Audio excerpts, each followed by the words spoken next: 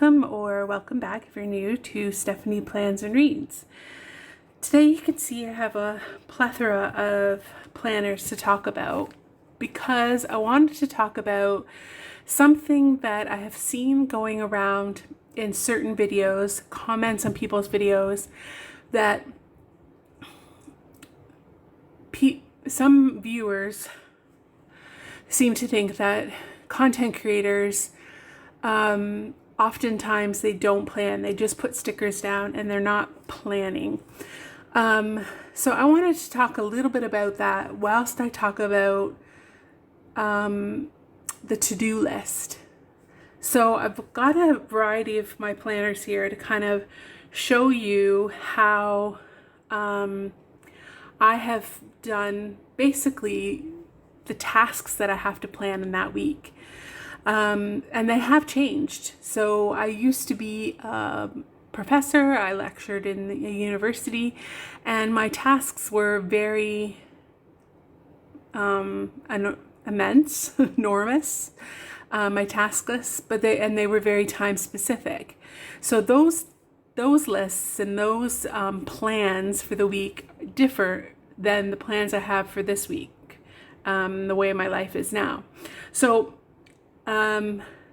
there are a lot of reasons why content creators won't put their specific plans down when they are doing a plan with me. So you've seen me do, let's say this, I think you saw me do this plan with me. And I only put down groceries, laundry, pay the bills, my trash. I think I might have put planning time, but those, and then my work schedule. And those are really the only timed plans I have. So while it might look like I'm not planning when I'm putting my stickers down, I am planning. I just don't have a lot to plan. However, I do have task lists. Everybody does. So a to-do list that I think, I want to get done in the week or I want to get done in the day. And so I often write those things down in my daily. So this is an example of a daily from April 10th, and I have a very long to-do list here. You can see I've just made little boxes. I hope you can see it. I've just made little boxes. And then I've crossed them out when I did it. And you can see that there are a couple that don't get crossed off, and that is just what it is. But I was quite proud of myself, so I put a little sticker. But this is the way I do it now because I don't have a lot of plans. But there are times when I have had a lot of task specific, date specific things that had to be done on certain days. And so those tend to look a little busier. So putting your to-do list in your daily might be something that works for you. This is one that I could, refer back to. If I didn't get it all done on Thursday, then I could just do it on another day. So another kind of approach here is something that is a little bit more, I'd say, busy. So let me find a better example. Something that's a little bit more, I've got these. Okay, so here, for example, I have separated, this is my cousin from 2023, and I was still a lecturer then. So I would put the things I needed to do for a specific thing, and I'll explain it more, on the day that it was due. So for example, I was going to, this stands for lecturing. I was going to lecture on broadcasting. And these were the things that I needed to do in order to give that lecture. The lecture is on this day. So whilst I was in this week, I had already written this down because I knew that these were the same every week. I had to do a variety of steps for each lecture. And I would put that down, and then as I got closer to the Monday, so I'm here, I would check it off. So this is one way in which my planning has changed. I don't have that in my life right now. I don't have something where I need to prepare for that day. But this is how I would do it. I would put the thing I needed to prepare for, and I usually put them at the top. I think I have another example of that. Here you can see I've done it here. I didn't do it there because I wasn't doing it working then. This is the summer.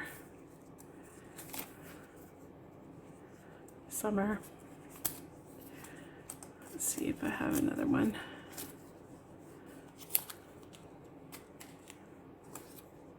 No. Okay, so, and then here I was lecturing on television history, and the same thing. So those would be the kind of tasks that I needed to do for that day. But then I did have like a to-do section down below here, and this was more like home stuff to do. So once I got finished work, as you can see, I worked during the day, then I would write home stuff. So that's another way that you can approach your to-do list or your task-specific things. Now these things up here, I could put ahead of time because I knew that they were definitely going to happen. But these things tended to get done on the day.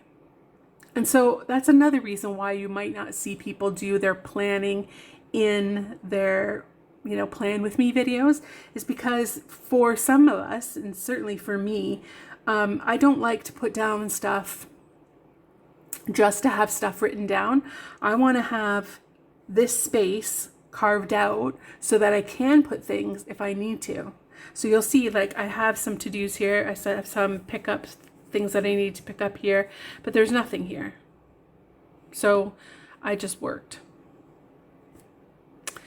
So that's another kind of approach in my cousin.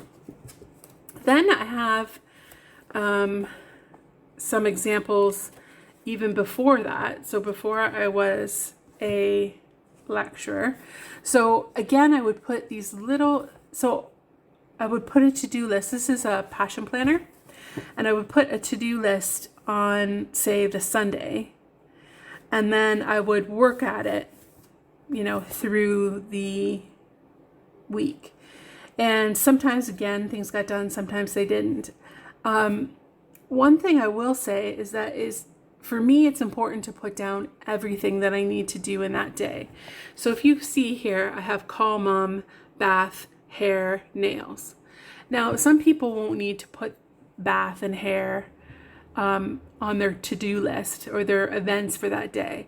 But if you have any sort of limitation as to how much energy you have in a day, so maybe you're just really tired, or maybe you have a chronic illness or a disability, I think that it's important to put down all of your activities that you're going to do in that day. So sometimes I do put down read. Sometimes I do put down have a bath, because I know that those things are going to give me energy and give me calm any kind of anxiety like reading, or it's going to take energy like having a bath or shower and washing my hair.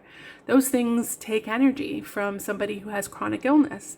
And so I always put those on my to-do list. So that is another thing I would say. And again, that's something that I have to do on the day. It's not something I prep for. I don't say, okay, I'm going to have a shower on Monday, unless I know I'm going out or something. But, your regular showers, those are something that happen on the day.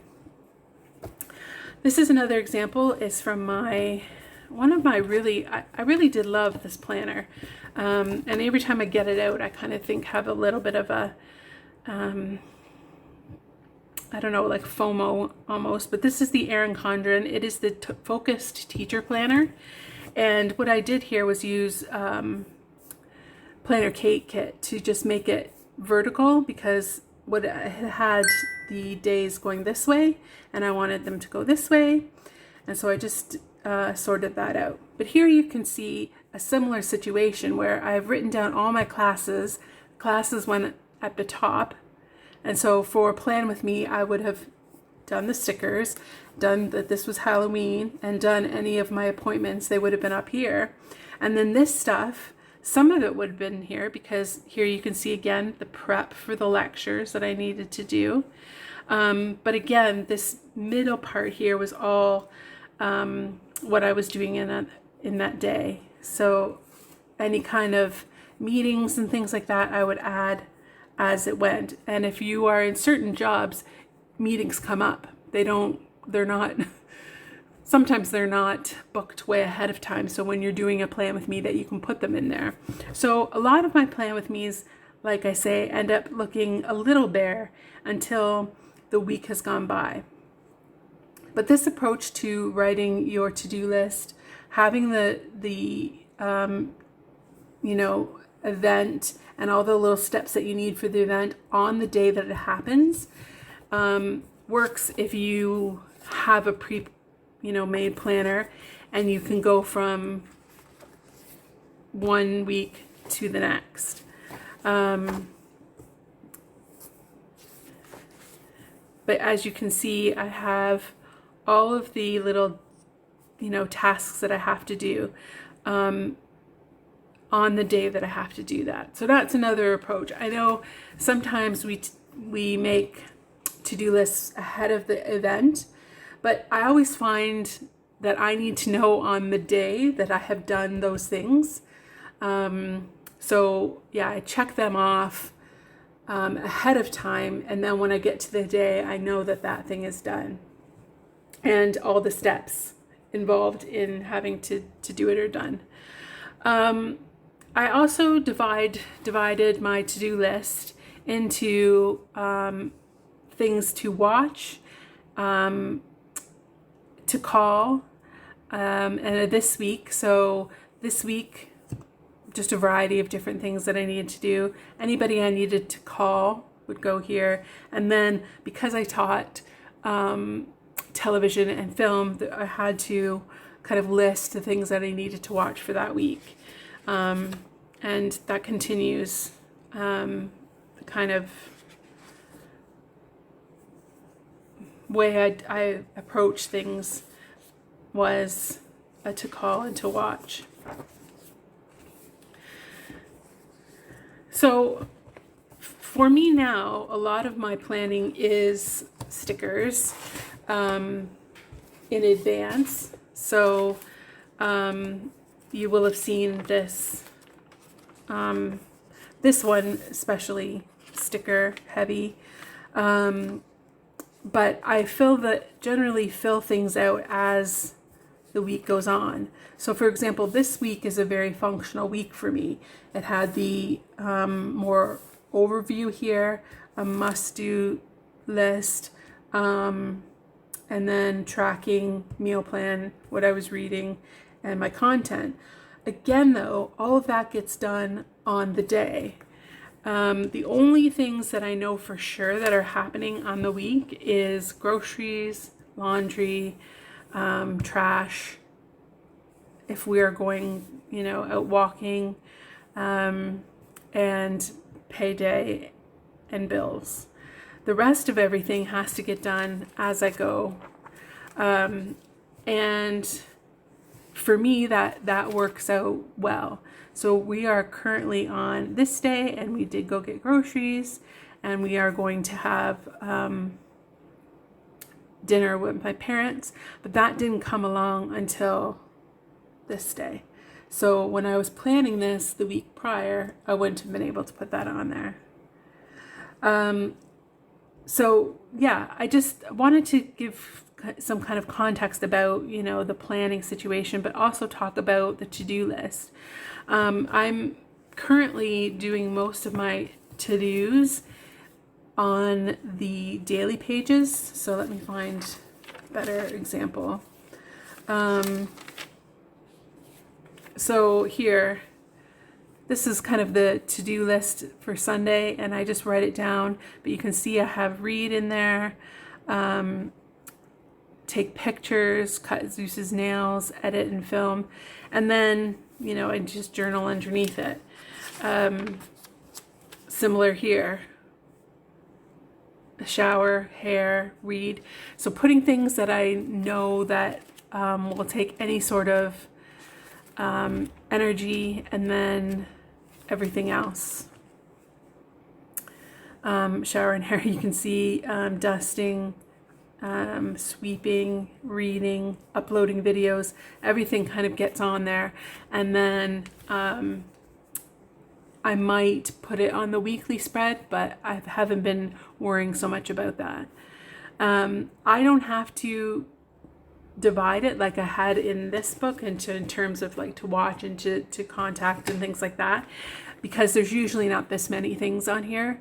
But dividing it up into like-minded tasks, so putting all of your cleaning tasks in one section, all of your correspondence tasks in one section, all of your social media in one section, is another, you know, good way to approach your to-do list.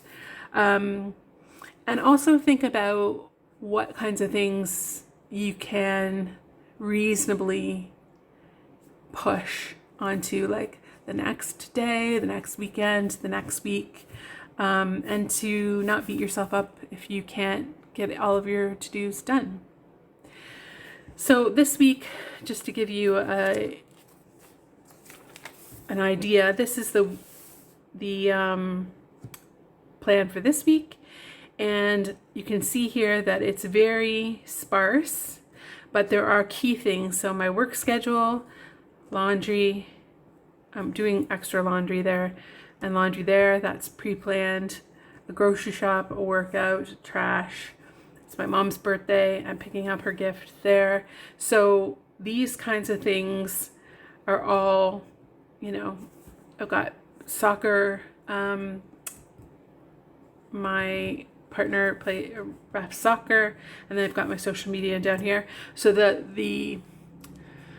I would say the skeleton of the plans are here, and then more details will come in the dailies, and also as the week goes on, I will put things in here. So let me know how you approach your to-do list. Do you have any tips and tricks? Is your to-do list really big, or has it become a little bit more manageable in whatever time of life you're in? I think when you're younger, you tend to have more to-dos because you are trying to do everything. Because I'm a bit older now, I don't.